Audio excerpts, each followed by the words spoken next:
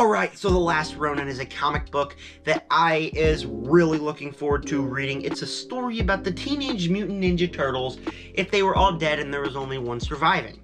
Yes, that's right. It ain't your old Teenage Mutant Ninja Turtles. So this will be my review for The Last Ronin. Before I tell you my thoughts, please make sure to subscribe, hit the like button, hit the bell. Comment down below, what is your thoughts on The Last Ronin? I know lots of people just love the story, want it to be adapted to live action. I want it to be adapted to live action. I think this would really work as a movie or television show. Please adapt this one, whoever's watching this one. But I want to know your thoughts on the comic itself down below. And with that said, I've never really reviewed a comic book before. I only reviewed a book once on my main channel. Go subscribe to Zachary Movie Chat. This is more ZMC, but go subscribe to Zachary Movie Chat. That's my main channel. But The Last Ronin is a book that I was really looking forward to for a long time. And it's just this book that all my favorite YouTubers have at least shouted out once because they said it was just such a good book. And so when I saw it at Walmart for like 15 bucks, I was like, heck yeah, I'm pulling the trigger. And right after I finished The Gray Man, which was my last video on this channel, I decided to finally check out The Last Ronin. And so this is what I thought of it. But so what did I think of it? First off, we gotta talk about the positives.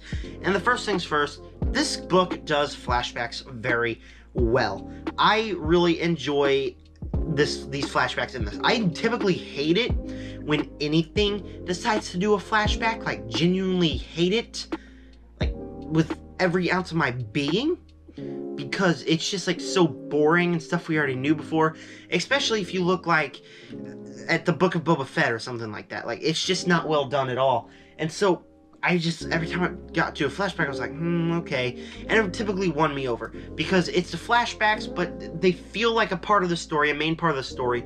And at first I was like, this isn't coherent at all. But the more you read and the more things fit into shape and you see how the Teenage Mutant Ninja Turtles die and you feel all those emotions, you feel the big war escalating, the flashbacks are really well done point of this. And then we got the characters of the Teenage Mutant Ninja Turtles.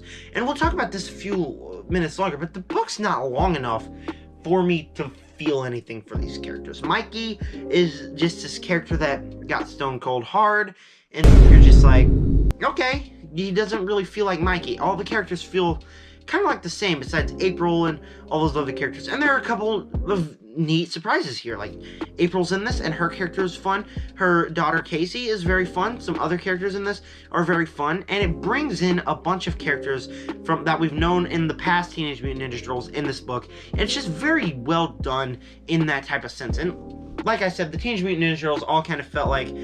Mikey kind of felt like Raph. Like, it just didn't really do a good job of combining the feeling of Mikey with the stone hard warrior, but that's okay because I could still buy it that it was Mikey. But I mean, I didn't really dig that. And then we gotta talk about the story here. The flashbacks, like I already said, were really well done. The story in general is just a very energetic story that can be adapted to live action really well because it's basically another Teenage Mutant Ninja Turtles story.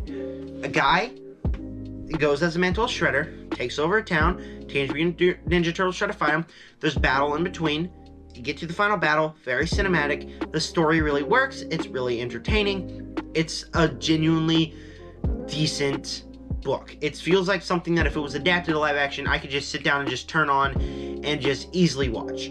It's an easily readable, entertaining book. That's what this is. And it works in that aspect. Because the story, it feels cinematic just for being a book. Like, I read this, and I read the last few chapters late at night, and I could literally hear music that was like cinematic music. Because of how well the story was, how well it makes it feel into a cinematic, big experience of a book. Straying away from that, there are a bunch of negatives that just make me go like, why?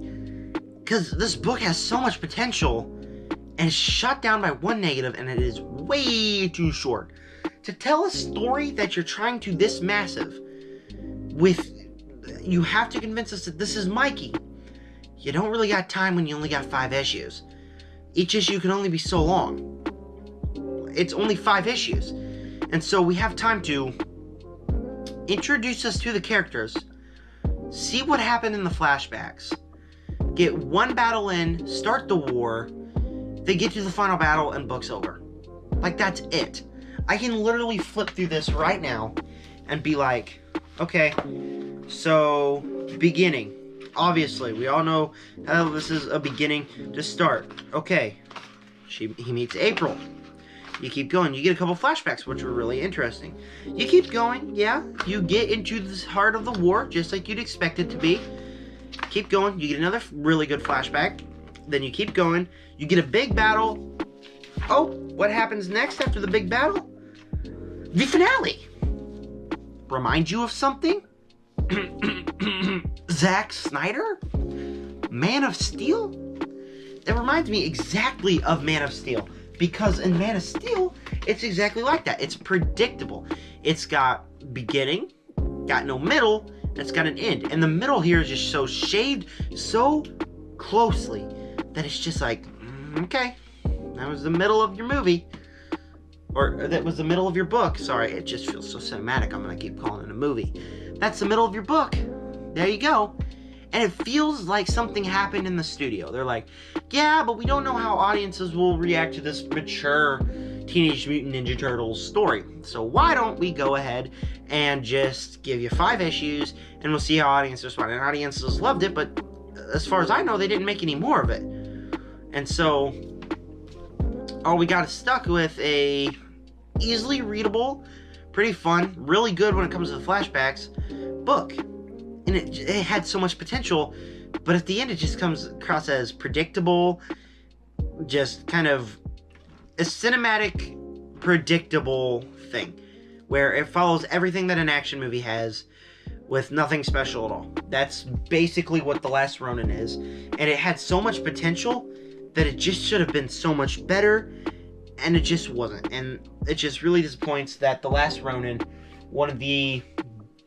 a comic book that should have been one of the best comic books, just was like, okay, predictable, flatline story that is really good when it comes to the flashbacks, and it feels cinematic. I feel like if you had to make this, I would make this I feel it'd be better to see it on the big screen. I would make this a movie. I would add in so many other battles, I would add in such a middle, and I would make it 2.5 hours. That's how you could fix this, is just make it a 2.5 hour long movie, cinematic, epic, extraordinary. But as a comic book with only 5 issues, I mean, it's way too short and way too predictable.